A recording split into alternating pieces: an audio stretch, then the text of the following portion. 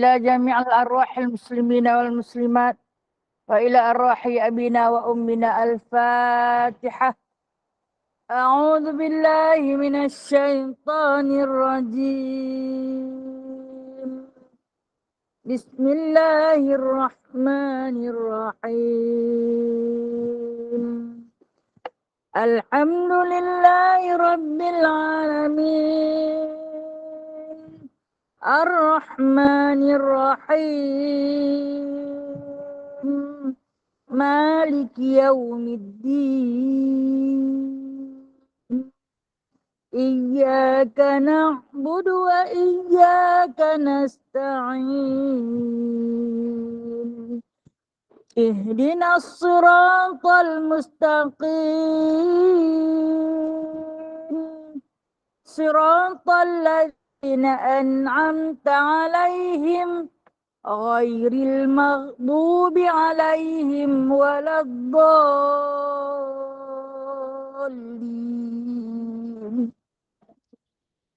Amin. Kita baca surah Al-Kahfi ayat 101 hingga 110. A'udzu billahi minasy syaithanir rajim.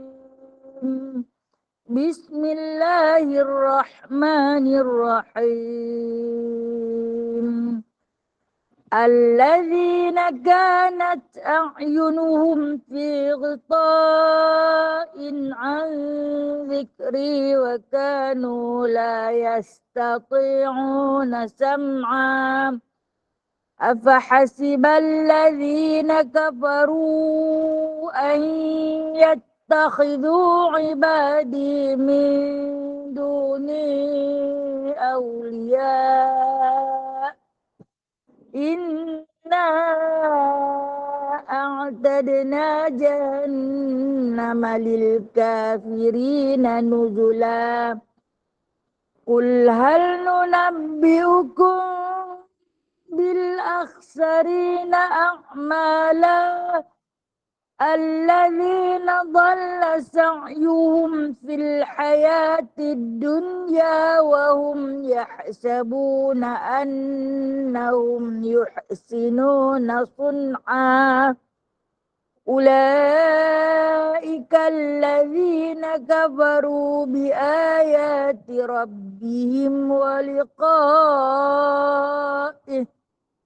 فحبطت أعمالهم فلا نقيم لهم يوم القيامة وزنا ذلك جزاؤهم جهنم بما كفروا واتخذوا آياتي ورسلي هزوا إن الذين آمنوا وعملوا الصالحات كانت لهم جنات الفردوس نزلا خالدين فيها لا يبغون عنها حولا قل لو كان البحر مدادا لكلمات ربي لنفد البحر قبل أن تنفد كلمات ربي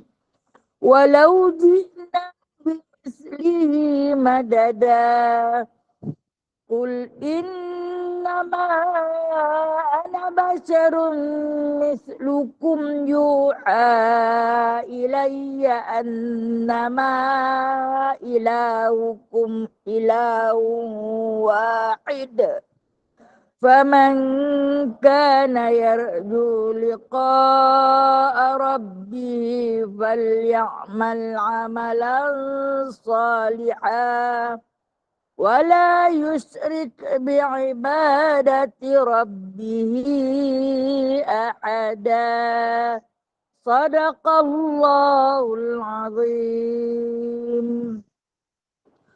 اللهم صل صلاة كاملة وسلم سلاما تاما على سيدنا محمد الذي تنحل به العقد وتنفرج به الكرب وتقضى به الحوائج وتنال به الرغائب وحسن خواتيم ويستسقى الغمام بوادي الكريم وعلى آله وصحبه في كل لمحة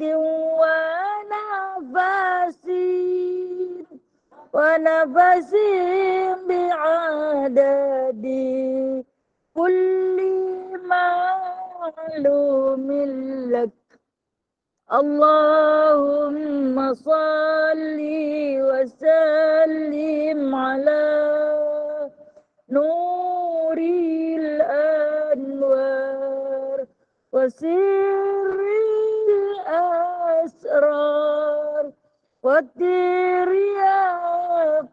الأغيار ومفتاح باب اليسار سيدنا ومولانا محمد المختار وآله الأطهار وأصحابه الأخيار عدد نعم الله وإفضاله اللهم صل وسلم على سيدنا محمد الفاتح لما أغلق والخاتم اللهم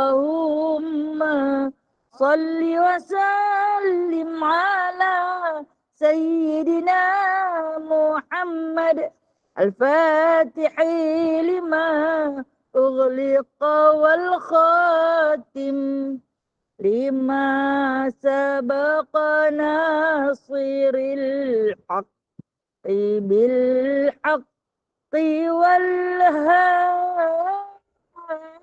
والهادي لما سبق ناصر الحق بالحق والهادي إلى صراطك المستقيم إلى صراطك المستقيم وعلى آله وصحبه حق قدره ومقداره العظيم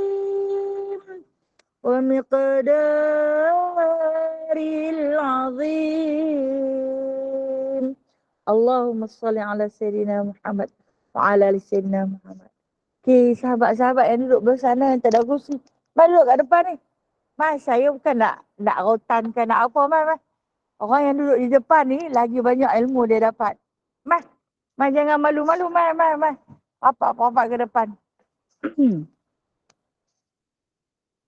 Bismillahirrahmanirrahim. Rabbi syrah li sadari wa yassir li amri wahlul 'uqdatam min lisani yafqahu qawli. Allahumma salli ala Sayyidina Muhammad wa ala ali Sayyidina Muhammad. Rabbi yassir wa la tu'assir, Rabbi tamim bi khair ya karim. Subhanaka la ilma lana illa ma 'allamtana innaka antal alimul hakim. Innaka antas sami'ul alim. Innaka antat tawwabur rahim. Amma ba'du fa ya ibadallah. Alhamdulillah ya Allah, dengan izinnya limpah kurnia daripadanya, rezeki yang tak pernah putus, rahmat yang sentiasa dilimpahkan. Pagi ni kita dapat kembali bersama-sama berkuliah bagi menyambung di antara hadis-hadis terakhir karangan Imam An-Nawawi rahimahullahu ta'ala yang disusun dengan penuh keindahan dan penuh hikmah yang Allah Ta'ala kurniakan kepada Imam An-Nawawi untuk sama-sama kita muzakarah, bermutalaah dan bermurajaah. Alhamdulillah, hari ini insyaAllah kita akan masuk hadis yang ke-41. Yang mana hadis yang ke-41 ini terletak pada muka surat 90. Hadis yang bertajuk turutlah suruhan agama. Turutlah ataupun ikutlah suruhan agama. Seperti biasa, kita raikan hadis ini dengan kita baca sama-sama. Bismillahirrahmanirrahim.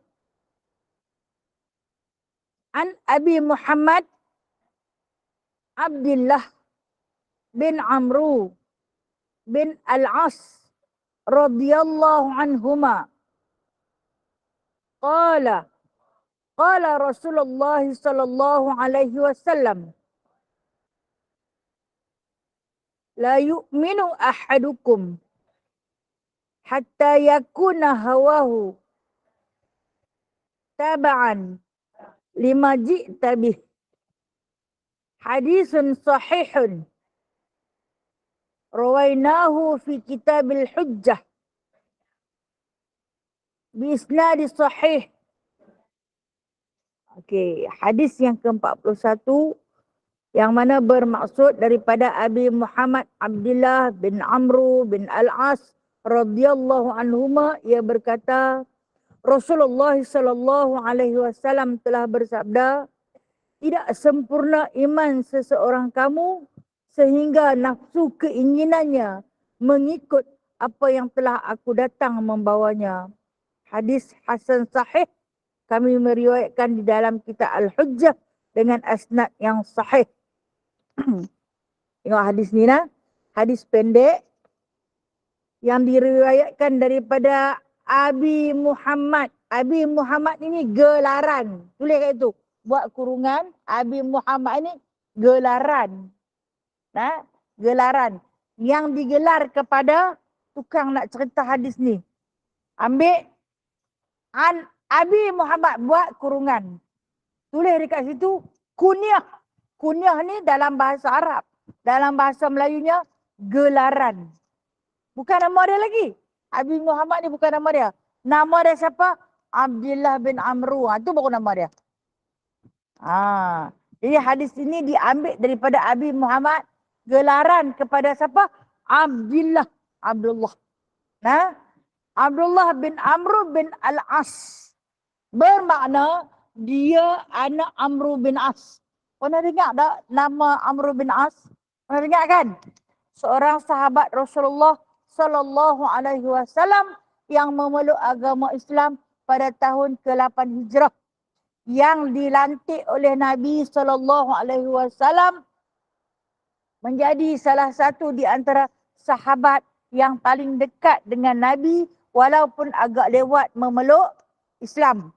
Yang mana kata Nabi sallallahu alaihi wasallam di antara 10 sahabat yang dijamin syurga. Amru bin As, 10 sahabat yang dijamin syurga. Dan Amru bin As ini dia ada anak.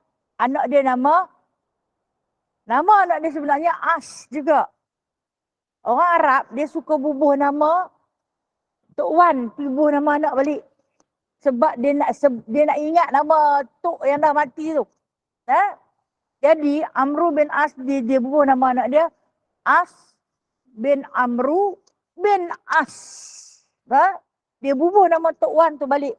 Tetapi bila mana dia masuk Islam, Rasulullah tukar nama anak dia yang nama As bin Amru bin As ni kepada nama Abdullah. Kerana apa? Sebab As itu di dalam bahasa Arab dia dipanggil nama isim fa'il. Bermaksud orang yang melakukan maksiat.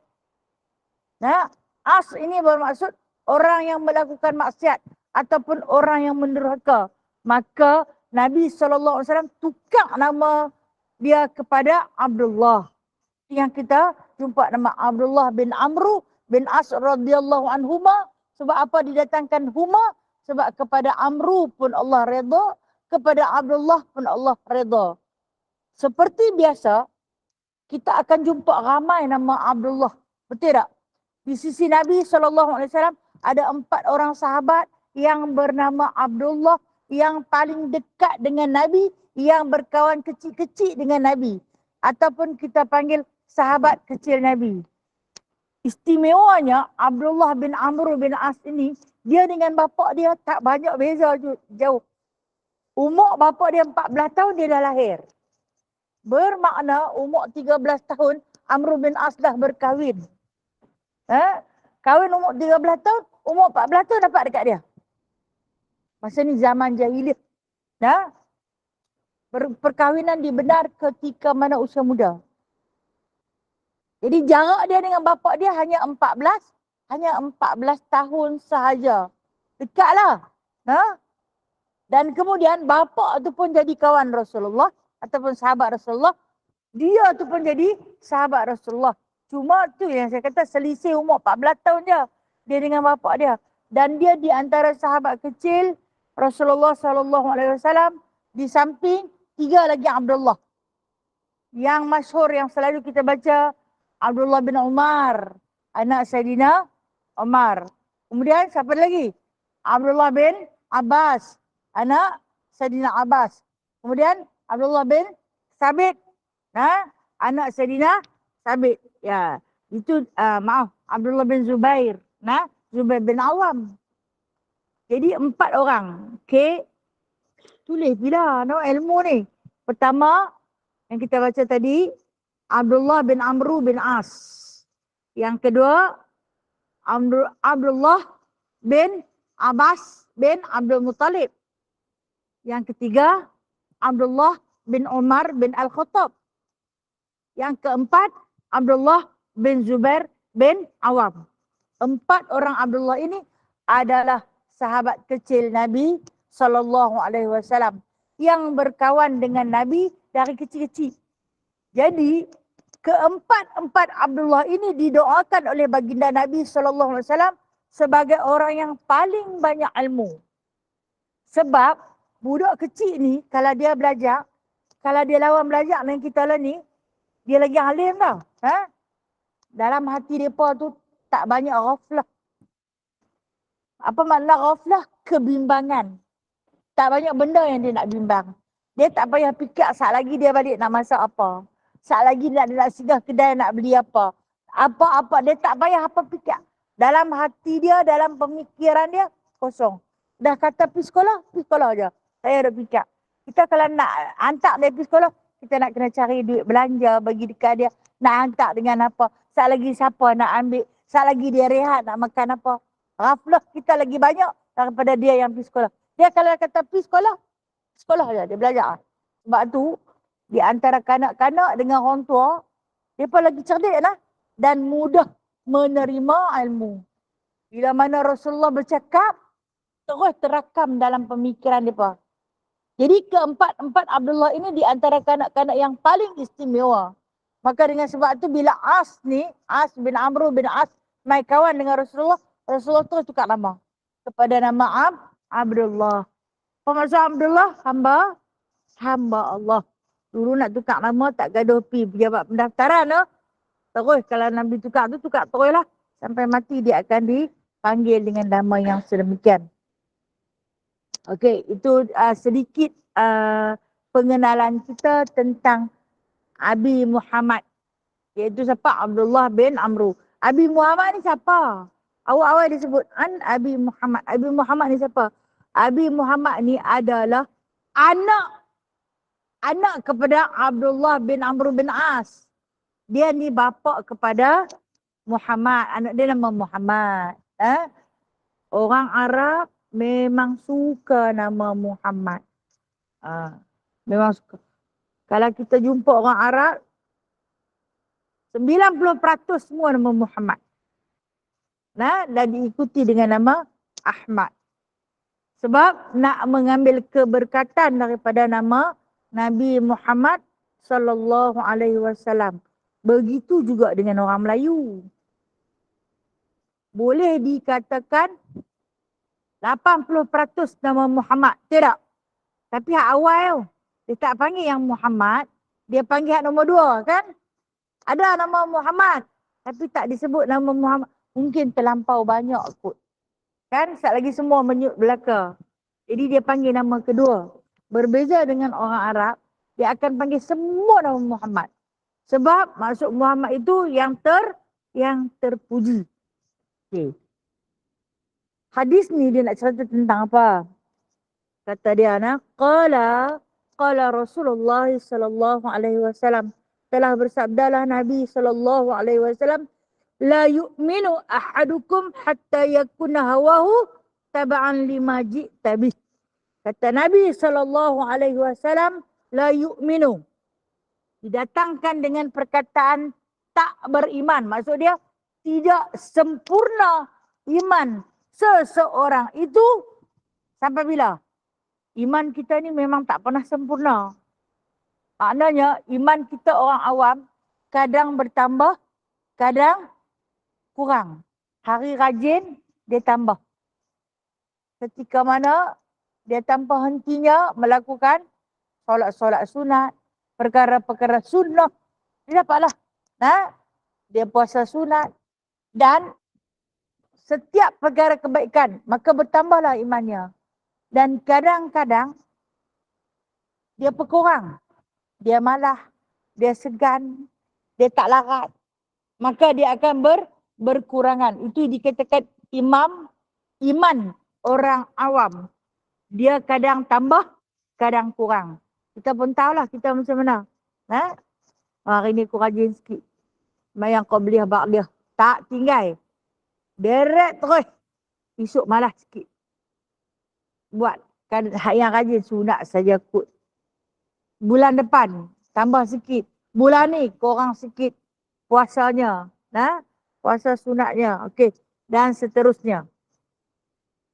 Tapi Nabi kata, Nabi sebut, Nabi kata, iman seseorang itu tidak disebut sebagai sempurna.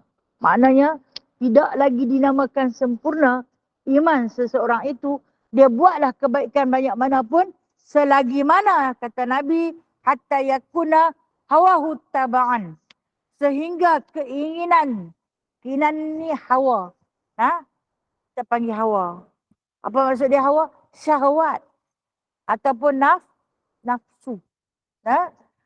Keinginan nafsunya, kita tahu yang dinamakan dengan nafsu ini adalah satu makhluk yang Allah Ta'ala ciptakan, lantas Allah Subhanahu Wa Ta'ala berikan kepada makhluk manusia. Tidak diletakkan nafsu itu kepada bukit bukau, gunung ganang, langit bumi, tumbuh-tumbuhan, tetapi diletakkan nafsu itu kepada makhluk bernama manusia. Dan diberi sedikit sahaja syahwat ni ataupun nafsu ini kepada binatang untuk membiak. Dia bagi sikit nafsu, bagi tak banyak untuk membiak je. Ketika mana ada keinginan untuk mengawan. Sebab tu binatang ni dia makan sejenis makanan dia tak pernah merungut. Takkan makan rumput je hari-hari. Tanya kambing. Dia pernah tak merungut. Takkan makan rumput saja hari-hari. Sekali-sekala mainlah nasi kandak. Dia tak pernah merungut kan. Kita pagi dah makan tu, tengah hari tak kira lain. Kita makanlah nasi goreng pagi tadi berlambak lagi. Tak marah. Dia nak yang lain. Sebab kita ada hawa. Hawa ni maksud dia nafsu yang kita ikut.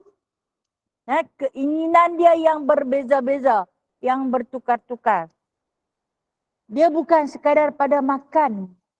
Maksud syahwat ataupun nafsu ini, iaitu keinginan bukan tertumpu pada makan, minum. Tetapi pada keseluruhan cabang keinginan. Maknanya, apa yang dia teringin, itu nafsu. Apa yang dia teringin, itu nafsu. Yang paling banyak keinginan adalah wanita. Wanita tu siapa? Kita lah. Kan? Kita lah. Yang paling banyak keinginan adalah wanita. Yang mana kadang dia mampu, dia ikut. Kadang dia tak mampu, dia duduk diam. Tapi bukan makna dia tak ikut. Tunggu sat. Dia taram. Dia taram.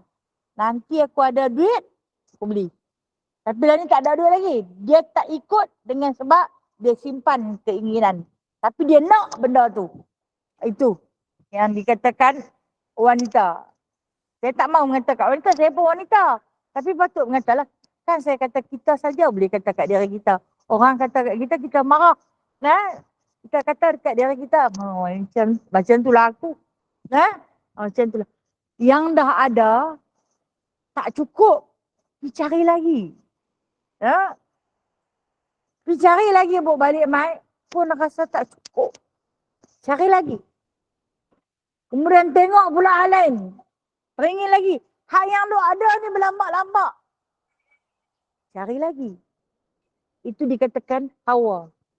Nah, mengikut rasa keinginan. Okay, baik.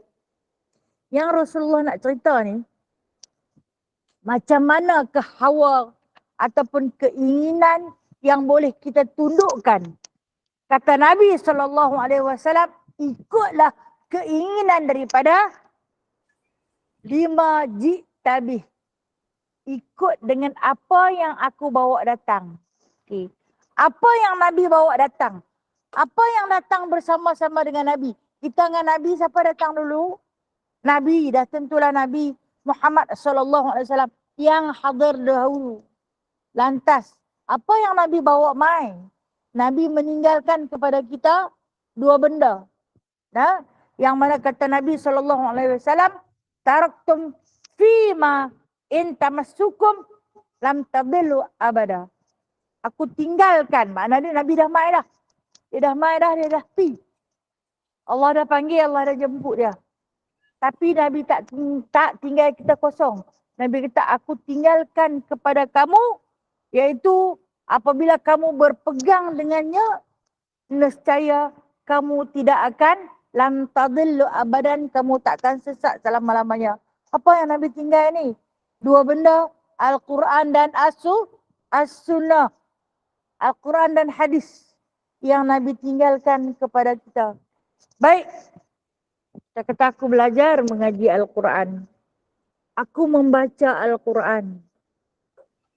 Nabi bukan sekadar menyuruh kita baca Al-Quran. Nabi suruh kita faham isi kandungan. Barulah apabila kamu membaca Al-Quran, akan timbul rasa kegerunan. Akan menambahkan rasa tawaduk dalam diri kamu. Akan menambahkan rasa ketakwaan dalam diri kamu. Nabi suruh macam tu. Bukan hanya sekadar membaca, tapi tak faham apa-apa. Dan kemudian Nabi tinggalkan satu lagi. Hadis yang kita selalu baca. Yang selalu baca. Hadis ni adalah setiap apa yang Nabi cakap, setiap apa yang Nabi buat, setiap apa yang Nabi akui. Itu adalah hadis. Kalau kita tak belajar, maka kita tak tahu. Oh, rupanya Nabi suka buat yang ni. Rupanya yang ni yang Nabi kata. Rupa-rupanya ini yang diakui. Di antara yang diakui oleh baginda sallallahu alaihi wasallam, makna dia Nabi marah pun tidak, Nabi suruh pun tidak, iaitu memakan dhab. Apa dia dhab? Bewak pasyak. Semasa balik daripada peperangan Tabuk, para sahabat Nabi SAW dalam keadaan lapar yang amat sangat. Tiba-tiba keluar daripada padang pasir seekor binatang. Seekor binatang. Bewak pasyak ni ataupun disebut sebagai dhab. Bukan kecil ni, yang besar ni. Macam bewak besar tu lah. Jadi sahabat ni tengok, inilah rezeki yang Allah hantar. Dia pun pakai hambat. Dapat. Bila dapat, dia pun bawa mai depan Rasulullah. Lepas empuk dia, mati. Mati. Lepas tu dia bertanya Rasulullah, boleh tak makan? Kita dengar lagi makan bewok. Nah, kan bewok duduk dalam hutan kita ni. Nah, bewok tu duduk dalam pasir. Dia pun makan pasir saja. Sehari pergi tangkap pula. Saya kata, bewok tu boleh makan, pergi pantai Asin, banyak bewok. Saya tangkap makan. Bewok ni bewok pasir lah. Lepas tu dia bawa mai depan Rasulullah. Dia pelapah. Dia tanya Rasulullah, boleh makan tak? Rasulullah tak kata ya. Rasulullah tak kata tidak. Apa Rasulullah buat? Hanya melihat. Dia kata, tanya dia, dia diam. Tak kata apa. Rasulullah tahu sahabat lapar nah. Balik berperang jauh perjalanan. Kepada Tabuk tu, nak sampai ke Madinah tu jauh sangat. Jadi bila mana dia berjumpa dengan Sayyidina Abu Bakar. Berjumpa dengan Sayyidina Abu Bakar. Bewok tu dah panggang siap dah. Tapi tak makan lagi. Tanya Sa'ad Rasulullah, boleh tak? Boleh tak nak makan ni? Dah panggang siap dah ni. Duk tunggu lampu hijau ya Rasulullah lagi. Dia pun nak sesah. Jadi sahabat yang paling dekat dengan Rasulullah Sayyidina Abu Bakar. Maka bertanyalah Sayyidina Abu Bakar kepada Rasulullah. Rasulullah hanya diam dan mengangguk kepala. Maknanya boleh. Haruslah. Nah, bolehlah. Makan. Itu di antara benda yang Nabi tak kata boleh. Nabi tak kata jangan. Itu dipanggil takrir. Itu dipanggil itu hadis. Itu yang dibawa datang. Hadis yang mengatakan biawak pasir. Dengar? Biawak pasir. Bukan yang duduk dalam hutan, duduk curi makan ayam tu. Bukan dia. Baik. Ini di antara dua perkara yang ditinggalkan oleh baginda sallallahu alaihi wasallam, yang mana Nabi kata kalau hangpa ikut dia, Al-Quran kalau hangpa ikut, kalau hadis hangpa ikut, maka hangpa takkan sesat selama-lamanya. Sempurnalah keimanan kamu. Cukup sempurna keimanan kamu bila mana kamu mengikut apa yang aku bawa datang. Di antara apa yang Nabi bawa datang, kita tengok hadis banyak Nabi bawa datang, Nabi tinggalkan kepada kita. Ketika mana kita pegang cawan nak minum air. Okey. Sebelah tangan ni ada kuih. Jadi kita akan pegang dengan tangan kiri. Waktu kita nak pegang dia dengan tangan kiri, ingat, Nabi tak pernah sentuh makanan dengan kiri. Maka kita pegang dengan kanan. Itu hadis. Itu yang dikatakan tidak sempurna iman kalau hangpa tak ikut. Kita nak menyempurnakan iman kita yang tak banyak mana. Iman kita yang sedikit. Ketika mana kita nak pakai kasut, kita sarung ikut dan. Kita ingat balik hadis. Rasulullah takkan pernah menyarung kasut kecuali dengan kaki kanan. Kita cepat-cepat atok. Kaki kanan. Masuk dulu. Baru diikuti dengan kaki kiri. Itu pergerakan kita dengan hadis. Nabi buka kasut. Buka kasut kaki mana dulu? Buka kasut kaki mana dulu? Kaki kiri. Dia buka kasut kaki kiri dulu.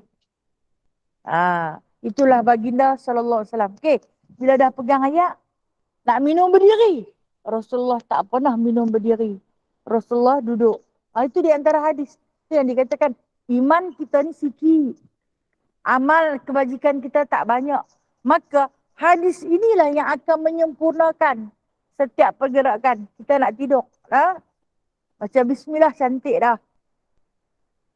Pesan, ingat pula pesan Nabi. Tidurlah dalam keadaan mengiring di atas lambung kanan. Sempurna. Menyempurnakan keimanan. Rasa-rasa macam nak tengok, nak tidur sambil tengok handphone. Nak pegang handphone. Kalaulah aku mati. Malam ni, malam yang terakhir. Aku mati dalam keadaan kalam terakhir aku baca handphone. Nak bacalah la ilaha illallah. Atau mungkin sekurang-kurangnya sepotong Fatihah. Atau mungkin diikuti dengan 3 3 qul. Itu sunnah. Itu yang kata Nabi. Kalau hampa nak menyempurnakan keimanan hampa, maka ikutlah apa yang aku bawa mai. Apa yang Nabi bawa itu adalah satu kesempurnaan untuk menyempurnakan keimanan kita yang makin hari makin semakin terhakis. Yang mana apabila mula-mula diutuskan baginda sallallahu alaihi wasallam ke muka bumi ini, di antara alamat yang paling utama lahirnya Muhammad ke muka bumi ini pada 12 Rabiul Awal, itu menandakan kiamat hampir tiba. Baik, berapa lama dah Nabi wafat? Lebih kurang perkiraan hijrah, lebih kurang 1500 tahun yang lalu. Itu lebih kurang. Nabi dah tinggal kita. Kata lahirnya Muhammad tu tanda kiamat. Tak kiamat lagi dah selepas 1500 tahun. Ini perkiraan umat manusia. Tetapi pada perkiraan Allah, baru sehari setengah. Baru sehari setengah. Di sisi Allah Subhanahu Wa Taala. Bermakna beberapa detik sahaja lagi dunia kita akan menemui penghujungnya. Baik, saya bawa satu pandangan seorang profesor yang mana dalam kajian beliau, ni cerita 2 minggu yang lalu nah, cerita 2 minggu yang lalu. Bumi kita ni ada 7 lapisan bumi, nah. Ada 7 lapisan. Lapisan yang ketujuh ni dia adalah cecair dan ataupun disebut dengan nama kerak bumi. Lapisan yang ketujuh, kerak bumi. Dan kerak bumi ini telah pun berhenti berputar 2 minggu yang lalu. Ini kata saintis, bukan kata saya tak pandai nah. Okey. Apabila kerak bumi yang memang berputar tak pernah berhenti ni, dia berhenti. Bukan saja-saja berhenti, atas perintah Allah. Kita umpamakan macam budak-budak main gasing. Dia akan tarik gasing, dia akan memusin laju. Itu putaran bumi. Lepas tu dia akan angkat gasing tu, dia letak atas tapak tangan dia. Betul tak? Nak tengok gasing tu memusin kan? Gasing ni apabila dia nak berhenti berpusing, apa dia buat? Dia bergolek kan? Dia bergolek kan? Sebelum dia berhenti terus. Ketika mana tu yang kata lapisan yang ketujuh tu yang berhenti. Yang mana yang 1, 2, 3 ni belum lagi. Belum lagi. Tapi kalau dah yang utama tu berhenti, akan diikuti oleh lapisan seterusnya. Akan diikuti oleh lapisan seterusnya. Dan apabila dia nak berhenti, saya kata perumpamaan gasing tu, dia akan bergolek. Kita nampak dia golek tu. Apabila kerak bumi berhenti, akan berlaku gempa bumi. Dan hari ini kita dapati banyak gempa bumi yang berlaku. Macam mana gasing bergolek sebelum dia berhenti. Kita nampak dia tak tentu hala. Merewang-rewang kita nampak. Dia nak menstabilkan putaran dia. Sebab tu dia bergolek. Begitu keadaan bumi hari ini. Yang mana Antartika,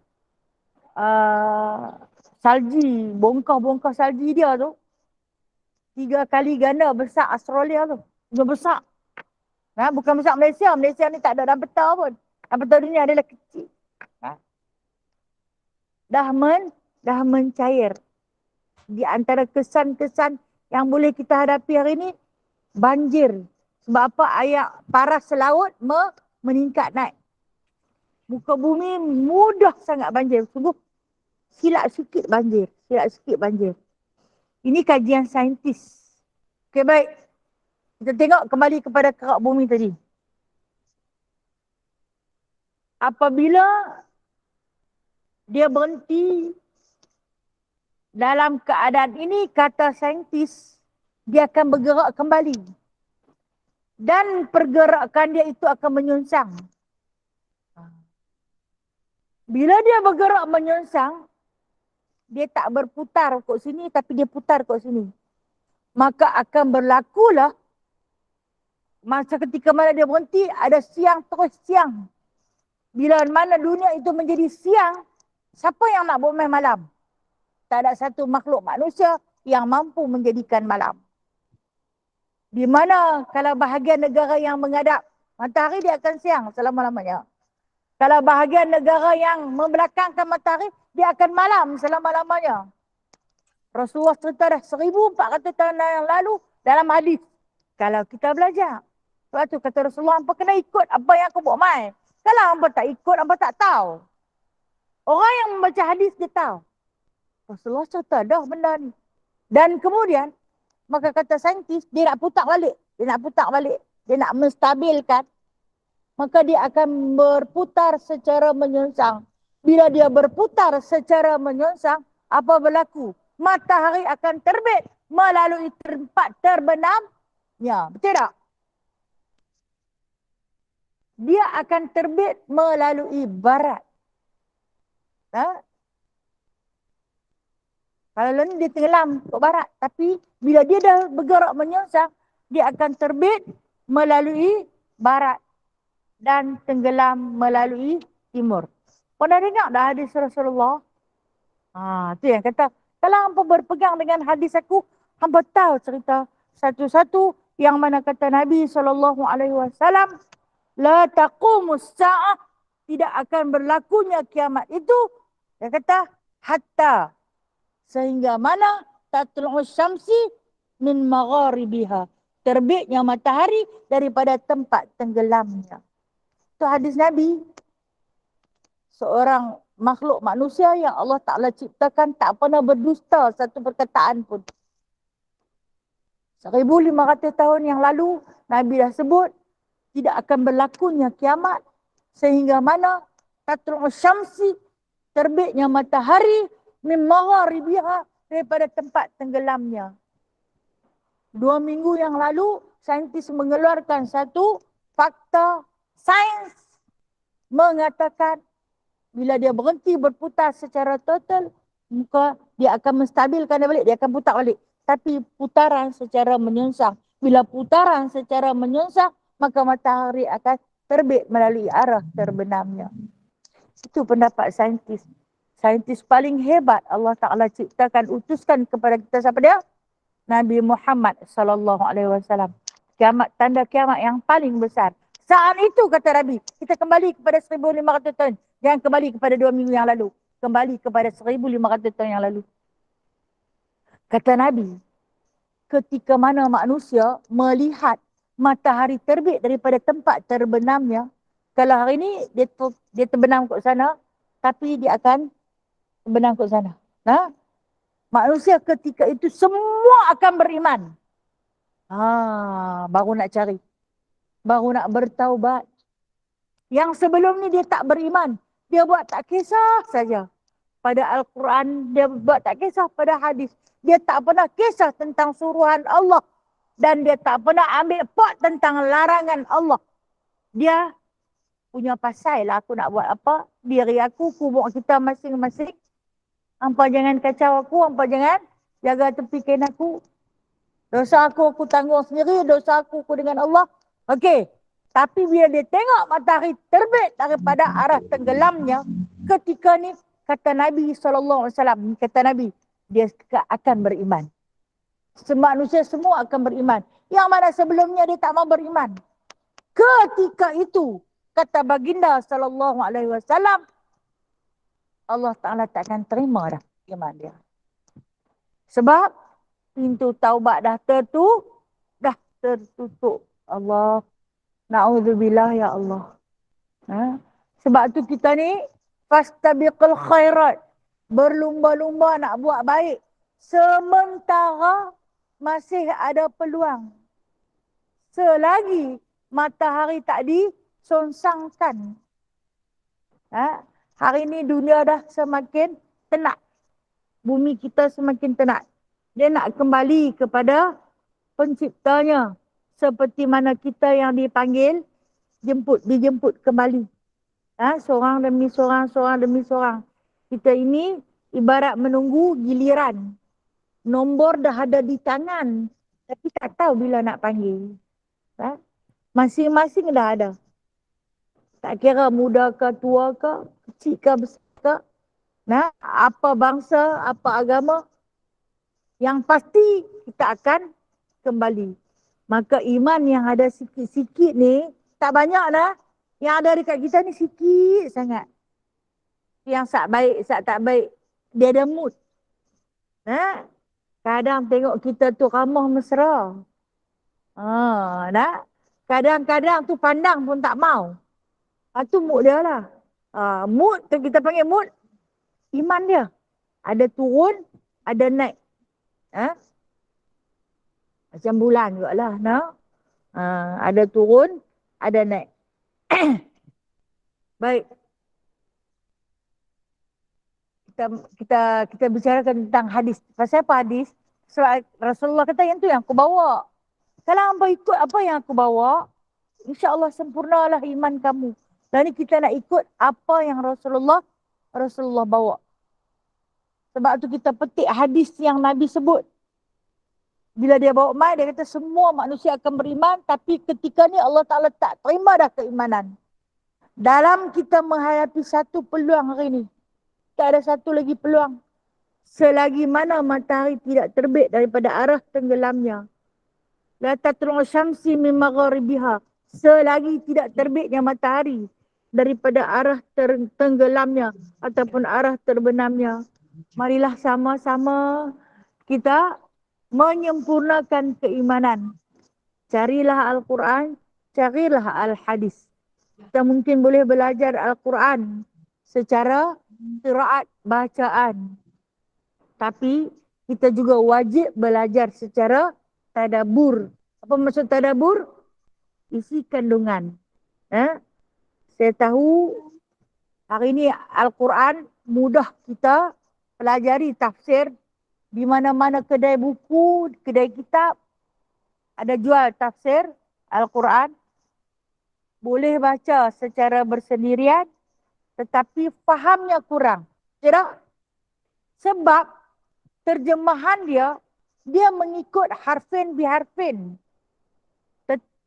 Isi kandungan Al-Quran ni penuh dengan aslub balaghah. Maksud yang tersurat dan maksud yang tersirat. Maka wajib belajar. Wajib belajar. Sebelum mana? Sebelum matahari terbit daripada arah tenggelamnya. Nak cari apa? Nak cari redha Allah dan redha Rasulullah. Maka kita akan temui. Okey, baik. Kalau kita tengok, hari ini macam-macam bencana yang berlaku. Macam-macam bencana alam yang berlaku. Dan Alhamdulillah, kita rakyat Malaysia, Allah Ta'ala bagi melimpah ruah nikmat. Dari segi makan minum kita yang tak pernah tak ada. Makan minum tak pernah tak ada. Nak buat dengan tak mau je. Tak mau buat pun tak apa, boleh pergi beli di kedai. Kedai ada merata jalan. Siap duit je. Kadang beli pun balik mai, tak makan. Buang juga punya nikmat. Cukup nikmat. Kita tak payah bersusah payah kerja. Cari duit. Nak tukarkan kepada bahan makanan. Tak payah. Ada dekat kita. Nikmat tu. Walaupun tak banyak. Walaupun tak juta-juta. Tapi ada. Tidak ada. Paling tidak pun. Teh dan gula ada dalam rumah. Tidak? Bancu tak? Tak bancu. Beli tea ais di kedai. Sedap. Itu nikmat Allah bagi. Nikmat yang kadang-kadang terlupa kita syukuri. Banyaknya nikmat Allah bagi dekat aku. Banyak sangat. Berah sampai naik kutu. Awaklah kutu banyak dalam berah. Dah hang tak makan. Dia makanlah. bawang sampai tumbuh pokok. Nikmat. Nikmat Allahu Akbar. Banyak sungguh-sungguh yang Allah Ta'ala anugerahkan kepada kita. Tapi kadang-kadang Allah hantar mai satu bala bencana. Kita yang aman, kita tengok orang yang sedang dalam penderitaan. Okey, macam baru ni kan, banjir berlaku di Pahang, di Johor teruk kan. Rumah habis teruk. Ini baru 6 minggu lepas saya ingat. 2-3 hari yang lepas. Teruk jadi. Ada seorang lelaki tua tu. Dia kata dia ni rumah dia hanyut terus habis. Habis terus. Dia kata dia ni bukanlah jahat mana. Sembahyang jemaah tak pernah tinggal dia kata. Dia tak pernah tinggal solat jemaah. Dia duduk di rumah tu seorang-seorang saja. Anak-anak kerja jauh, isteri dah meninggal. Dia tak ada cita-cita pun nak pasang satu lagi, nak kahwin satu lagi. Nak ganti tempat isteri dia. Dengan sebab rasa dah tua dah, nak mati dah. Jadi menanti hari mati. RTM, rehat tunggu mati.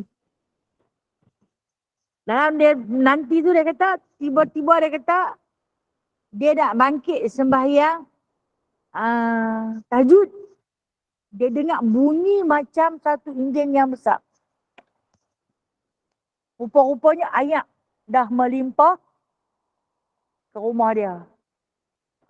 Kemudian dia kata, dia naik di atas meja. Daripada meja dia naik atas halang, daripada halang dia naik atas bumbung.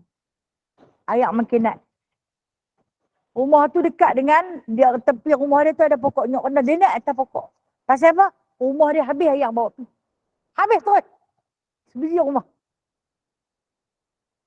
Bila hujan pun berhenti, air pun nampak makin surut.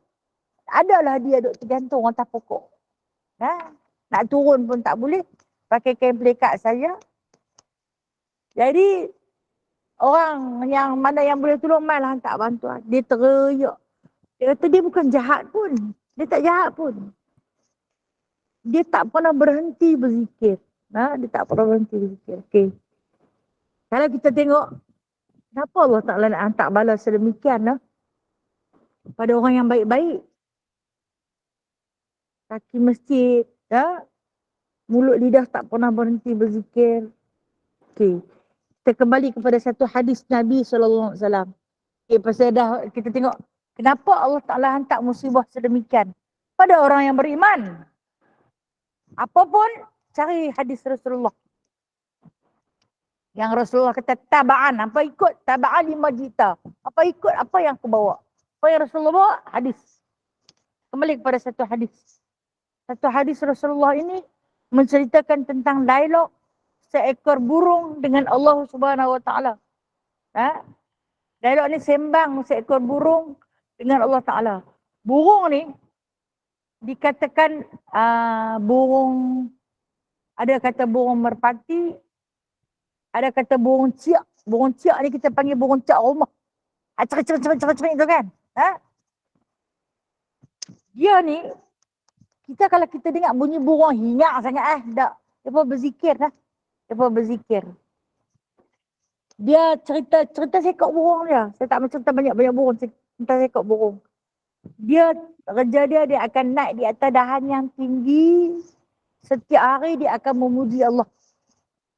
Mulut kita panggil murai. Cuk. Rupanya dia berzikir. Subhanallah walhamdulillah wa la ilaha illallah. Allahu Akbar. Dalam bahasa binatang dia. Yang tu dia puji. Allah puji dia balik. Sebab ini dikatakan puji qadim bagi hadis. Puji hadis bagi qadim. Kan puji ada 4 jenis. Berbalas puji. Allah puji dia puji Allah. Allah puji dia puji Allah. Hari-hari macam tu. Maka malaikat yang berada di aras, ni cerita hadis dah. Malaikat yang berada di aras asyik mendengar pujian di antara makhluk dan pencipta. Makhluk si burung lah. Cipta Allah Subhanahu Wa Ta'ala. Saling puji memuji. Tapi hari itu dia menangis. Dia tak puji tapi dia menangis. Dia naik di atas ranting tinggi, tempat biasa dia memuji Allah, dia menangis. Dengan satu tangisan, dia kata, ya Allah, dia kata, aku hidup ni tak pernah pun tak puji kau. Tak pernah sehari pun aku tak puji. Malaikat-malaikat menjadi saksi, aku tak pernah sehari pun tak memuji kau. Tapi hari ni aku nak berhenti saat aku nak menangis. Aku nak cerita apa yang berlaku pada aku. Allah tak tahukah? Allah tahu, Allah yang buat. Malaikat ni duduk tunggu nak tengok apa dia nak cerita. Dalam tangisan si burung ni, dia kata aku ni lepas aku puji Allah, aku akan balik ke sarang untuk tidur. Tapi dia kata, hari ni aku balik ke sarang, dia kata, sarang aku tak ada. Dalam tu ada 3 biji telur yang aku ram. Kita panggil ram lah. Untuk zuriat dia. Tapi aku balik tu tak ada, dia kata. Tak ada apa. Mana api, dia kata. Mana api semua, dia kata. Diterbangkan oleh angin. Siapa yang hantar angin ni? Allah hantar. Okey, kalau kita berbahasa sampai hati yang buat macam tu dekat aku. Aku hidup dengan memuji Engkau, ya Allah. Dalam bahasa kita lah. Kalau kita kata tu, nah, sampai hati yang buat dekat aku. Dia kata, tadi dia kata, sebelum aku keluar mai, dia kata, angin dah mai kuat. Dia kata, aku hadir muji. Awal keluar, pasal apa angin kuat sangat. Nak puji Allah, mungkin angin boleh pun. Balik-balik tak ada terus sarang. Dengan teluk-teluk habis. Aku pun terpaksa mulakan pujian hari ni awal. Dengan sebab tak boleh lena dah lah. Nah, sebab angin kencang kuat. Dia menangis hari tu, dia tak puji Allah, dia menangis. Maka malaikat yang ada banyak yang suka mendengar pujian si burung ni bertanya kepada Allah, ya Allah, kenapa dihantar angin? Kalau kita kata bencana lah. Kepada makhluk yang sentiasa memuji. Kenapa dihantar angin? Maka kata Allah, hampa tak tahu apa yang aku buat. Kita memang tak tahu apa rancangan Allah untuk kita nak. Sebenarnya masa dia tidur tu ada seekor ular yang besar. Naik pergi ke sarang, nak makan telur dan dia sekali. Ular tu duk tengok lama dah dia. Nak makan telur dengan dia sekali. Maka aku hadirkan angin untuk menggerakkan dia. Dan dia boleh keluar terbang awan. Dan akan aku gantikan satu tempat yang baru, yang lagi cantik buat dia. Dan anak-anak dia kalau jadi daripada 3 biji telur yang dia ram tu, jadikan anak-anak pun tak ada sempat main. Ular nanti makan. Maka dengan sebab itu aku hantarkan angin untuk memusnahkan sarang dia. Waktu ni dia yang sedang menangis. Mensyukuri, sujud balik kepada Allah, minta ampun, ya Allah. Aku tak tahu. Rupa-rupanya musibah yang berlaku kepada aku adalah satu kebaikan yang amat besar. Okey, apa yang kita boleh ambil daripada hadis cerita pasal burung? Segala bencana yang berlaku pada diri kita, pada sahabat kita, pada siapa-siapa juga, tentu ada perancangan yang terbaik yang Allah buat untuk diri kita. Okay, cerita hadis tentang burung tadi dengan pakcik yang saya cerita tadi. Hampir sama, betul tak? Hampir sama. Kenapa Allah Ta'ala hantar banjir sampai habis biji rumah? Tentu ada pasal.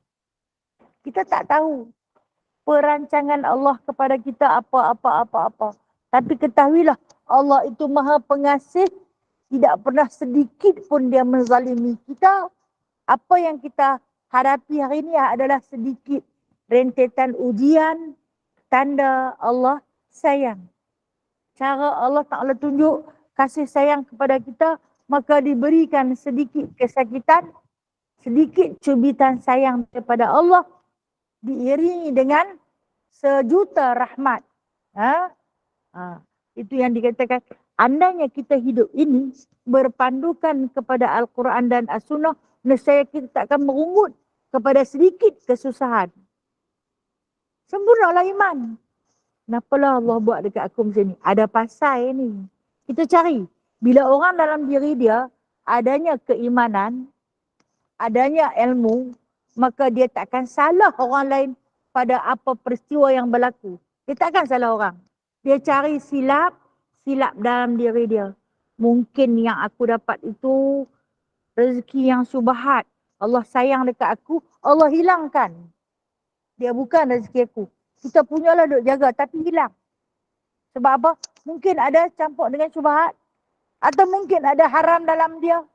Allah Ta'ala sayang dekat kita, tak mau bagi kita makan sesuatunya haram, pakai sesuatunya haram. Allah hilangkan. Baiknya Allah sebab dia sayang. Sebab dia nak masukkan kita ke dalam surga tanpa banyak-banyak hisap. Sudah jangan guna dah. Benda ni benda tak baik buat lah. Isi awak lah hilang. Aku bukan curi siapa-siapa punya. Aku guna duit aku sendiri. Pasal apa hilang? Mungkin dalam duit yang kita kata duit kita sendiri tu ada syubhatnya. Hilang. Tanda Allah sayang. Itulah yang dikatakan kita makhluk tak tahu apa-apa. Tapi Allah tahu. Macam mana kita nak bagi kita tahu? Dengan berilmu, menuntut ilmu. Tapi kalau kita tak ada ilmu dalam diri kita, tak ada apa. Kita tak ada apa nak ikut. Aku nak ikut apa? Aku nak pergi cari tang mana? Aku tak tahu apa. Apabila kita ada ilmu dalam diri kita, maka setiap pergerakan kita kembali pada hadis. Kembali pada Al-Quran. Kita takkan sesat dan takkan menyalahi siapa-siapa. Melainkan mensyukuri nikmat Allah. Kalau salah, banyak beristighfar. Kalau suka, banyak bersyukur. Kalau sedih, inna lillahi wa inna ilaihi raji'un. Itulah kita nak makhluk manusia yang memang dilahirkan dalam keadaan jahil. Dan dengan ilmu lah dapat meningkatkan darjat kita daripada ilmu. Ilmu dalam dunia yang kita jumpa punya banyak ilmu dalam dunia. Semua bersumberkan daripada apa yang lima taba'a majita. Apa yang aku bawa kata Rasulullah. Semua ilmu dalam dunia ini bersumberkan daripada apa yang Rasulullah bawa. Apa yang Rasulullah bawa? Al-Quran dan As-Sunnah. Sebab tu orang Islam ni untung. Saintis baru nak mengkaji. Mereka kaji ni puluh tahun. Mereka punya kaji. Sampai mati. Sambung mas. Kadang-kadang ada sampai ratus tahun. Mengkaji baru nak dapat keputusan. Kita orang Islam ada Al-Quran. Mereka baru nak buka cerita. Kita dah boleh cerita. Hebat dah Islam. Cuma kita tak pandai guna ilmu yang ada. Hadis semua orang ada tapi tak erti baca. Bolehlah nak baca takat anak Abi Hurairah, anak Abi Muhammad. Boleh nak baca tapi tak faham. Tidak. Maka alaika bil ilmi. Kalau man arada dunya alaika bil ilmi wa man arada al akhirah alaika bil ilmi wa man arada huma alaika bil ilmi. Kalau anak dunia hang wajib kena ada ilmu. Kalau anak akhirat hang wajib kena ada ilmu. Kalau anak dunia dan akhirat hang wajib ada ilmu. Maka menuntut ilmu itu adalah satu kewajipan. Bersyukurlah andai kita dipilih untuk belajar ilmu. Wallahu a'lam. Jangan bersedih ketika mana orang kata dah tua-tua baru nak mengaji. Dulu tak mau mengaji, dah tahap lidah pun kerah. Otak pun tak ingat. Baru nak belajar. Alhamdulillah sebab selagi matahari tidak terbit daripada arah tenggelamnya, selagi itu kita masih ada peluang. Biar apa orang nak kata, berpandukanlah kepada hadis Rasulullah. Saya kata apapun kembali pada hadis. Kita takkan sesat selama-lamanya. Cari Allah, cari Rasulullah sallallahu alaihi wasallam. Nescaya takkan sesat kita selama-lamanya. Wallahu a'lam. Minggu depan adalah minggu terakhir untuk kuliah di sini sebelum 1 Ramadan. Jadi minggu depan adalah hadis yang ke-42. Bahaya kita baca kitab hadis yang terbaru. Jadi masih ada lagi siapa-siapa yang nak order untuk kitab baru. Baru tak barulah saya ulang balik Tapi saya tak ulang hadis ni, saya ulang hadis penawar hati. Masih ada lagi siapa yang nak tempah untuk kitab baru. Sebab saya lebih suka apabila saya tak mengajar pun. Saya cuma berbincang je. Ilmu ni bukan ilmu saya, ilmu ulama. Saya cedok je Saya tak ada ilmu pun. Saya tumpang ilmu para alim ulama. Kemudian saya share, kongsi seorang sikit. Tak pandai mana pun. Jadi saya suka apabila saya membaca, orang ada kitab untuk rujuk. Baru orang tak kata dia ni sesat, lagi menyesatkan. Dia ada bahan rujukan. Rujukan kita adalah melalui hadis-hadis sahih yang dikarang oleh imam-imam yang muktabar. Jadi insyaAllah minggu depan kita akan baca hadis Isra daripada Imam Nawawi, hadis yang ke-42. Dan minggu depan adalah minggu terakhir. Saya diberitahu ada sedikit kenduri kenduri kesyukuran. Andainya Allah Ta'ala simpan kita lagi, kita mungkin akan bertemu dengan Ramadan. Kita tumpang di muka bumi Allah, berpayungkan langit, berpaksikan bumi yang masih berputar, dihiasi dengan bintang-bintang dan bulan. Siangnya dihadiahkan matahari sebagai penerang jalan. Terima kasih wahai Allah. InsyaAllah seandainya kurang iman, tambah lagi.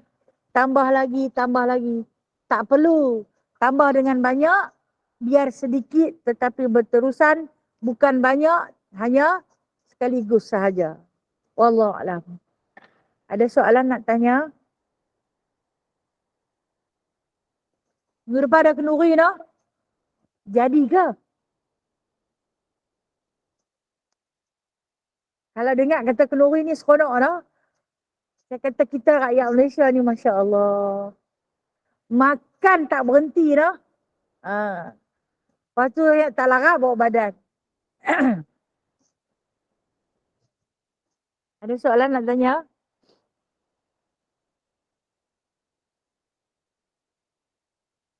Tak ada apa Kalau tak ada apa, saya anggap semua faham. Betul tak? Faham Alhamdulillah. Sahabat Google Meet, ada nak tanya? Lepas kata selamat, kami ada dalam ni. Okey Kalau tak ada apa, saya sudah dulu Yang baik itu datangnya daripada Allah Ta'ala. Yang lemah dan kurang adalah daripada diri saya sendiri. Yang itu wabillahi taufiq wal hidayah. Assalamualaikum warahmatullahi wabarakatuh. A'udzubillahi minasyaitonirrajim. Bismillahirrahmanirrahim. Alhamdulillahi rabbil alamin. Hamdan katsira. Hamdan yuafi ni'amahu wa yukafi'u mazidah. Ya Rabbana lakal hamdu kama yanbaghi li jalali wajhikal karim wa 'azimi sultanik. Ya musabbibal asbab. Ya fatihal abwab. Ya sami'al aswat. Ya qadiyal hajat. Ya mujibad da'wat. Ij'alna minan najihin. Fansurna fa innaka khairun nasirin. Waftah lana fa innaka khairul fatihin. Waghfir lana fa innaka khairul ghafirin. Warhamna fa innaka khairul rahimin. Warzuqna fa innaka khairul raziqin. Wahdina wa najjina minal qawmil zalimin. Allahumma arzuqna qabla al-mauti taubatan. Wa indal mauti syahadatan. Wa ba'dal mauti jannata wa na'ima. Ya arhamar rahimin. Wa sallallahu ala sayyidina Muhammadin. Walhamdulillahi rabbil alamin. Taqabbalallahu minkum. Taqabbal ya karim. Terima kasih semua Assalamualaikum warahmatullahi wabarakatuh. Assalamualaikum. Sallu ala Nabi sallallahu alaihi wasallam. Assalamualaikum. Sallallahu